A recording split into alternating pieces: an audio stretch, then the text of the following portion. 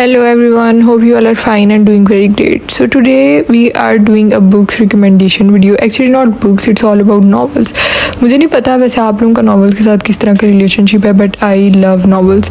So in this video मैं recommend करूँगी वो 4 उर्दू नॉवल्स जो मुझे सबसे ज़्यादा पसंद हैं और डेफिनेटली आई थिंक आप लोगों को पढ़नी चाहिए और मेरी तरफ से रिकमेंडेड है. So the first novel which we are talking about is Namal. Namal की स्टोरी बहुत ज़्यादा यूनिक है. It's not like the typical Urdu novels and not a love story. Actually the story is about justice and writer gives a lot of references from Surah Namal. ये कहानी आपको ये बताती है कि जुल्म के खिलाफ कैसे खड़े होना है, आपने मुश्किल हालात में कैसे सब्र करना है. This story is about revenge. कहानी में स्टार्ट के अंदर एक मर्डर होता है और पूरी कहानी उसके इर्द गिर्द रिवॉल्व करती है कि उनकी फैमिली वाले किस तरह से उसके साथ लड़ते हैं और वो किस तरह से सारी सूरत हाल का सामना करते हैं.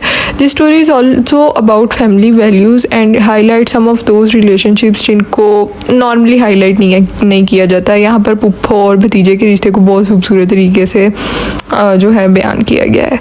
इस कहानी में जितना सस्पेंस था उतना शायद आज तक मैंने किसी नावल के अंदर नहीं देखा और मैं स्टोरी ज़्यादा स्पॉइल नहीं कर सकती, but you definitely read this is one of the best Urdu novels.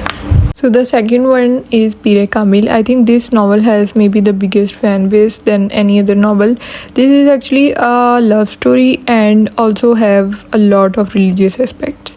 ये नावल बताता है कि जब आप रिलीजन की वजह से सब कुछ छोड़ देते हैं तो आपको क्या क्या डिफ़िकल्टीज़ फेस करनी पड़ती हैं. आपका रास्ता कभी भी स्मूथ नहीं होता, आपके रास्ते में बहुत सारी रुकावटें आती हैं. बेसिकली हीरो और हीरोइन दोनों ही इस्लाम की तरफ आते हैं और उसकी वजह से उनको काफ़ी ज़्यादा स्ट्रगल करनी पड़ती है. इस बारे में है सारी की कहानी. और यहाँ तक हो गया religious aspect.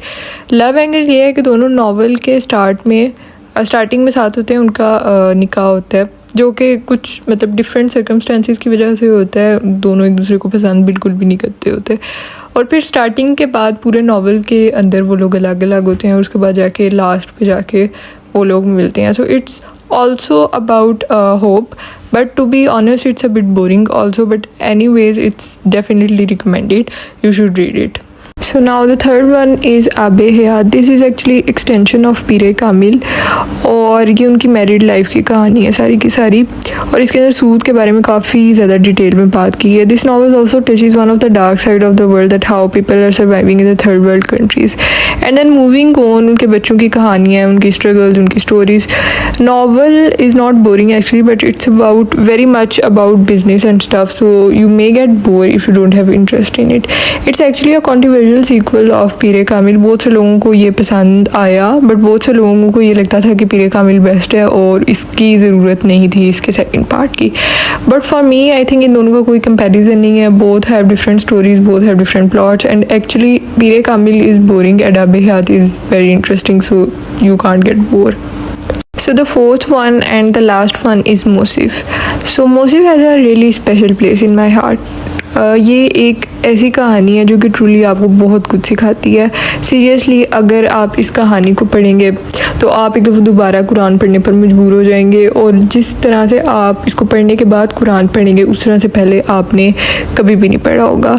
This novel teach about how to be positive in all situations. It doesn't matter that whatever the circumstances are, if Allah is with you, you should definitely read this novel if you are stuck in your life and you need some spiritual guide or help. So this was the video guys. I hope you like it. और अगर आप Urdu novels पढ़ने के बारे में सोच रही हैं तो मे बी इसने आपकी थोड़ी सी मदद कर दी हो. सो आज के लिए बस इतना ही था. आपसे अगली वीडियो के अंदर मिलेंगे. अब तब तक के लिए बाय. अल्लाह हाफिज़.